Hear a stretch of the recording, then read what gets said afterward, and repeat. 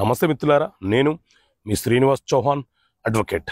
మిత్రులారా, ఏ కేసులలో బెయిల్ తొందరగా లభిస్తుంది, ఏ కేసులలో బెయిల్ లభించదు, షూరిటీస్ లేకపోతే న్యాయస్థానము జైలుకు పంపిస్తుందా అంటే మిత్రులారా, మన దేశంలో ఉన్న బిఎన్ఎస్ భారతీయ న్యాయ సంహిత చట్టంలోని సెక్షన్ 187 ఏం చెప్తుంది అంటే, నేరాలు అనేవి సాధారణంగా రెండు రకాలుగా ఉంటాయి. ఒకటి బెయిలబుల్ నేరాలు, రెండు నాన్ బెయిలబుల్ నేరాలు.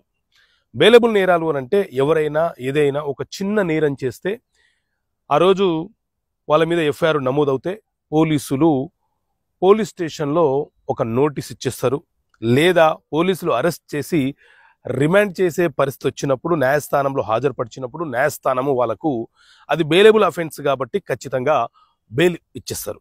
అయితే బెయిల్ ఇచ్చే సందర్భంలో వాళ్ళు కనుక షూరిటీస్ని పెట్టుకోలేని పరిస్థితులలో ఉంటే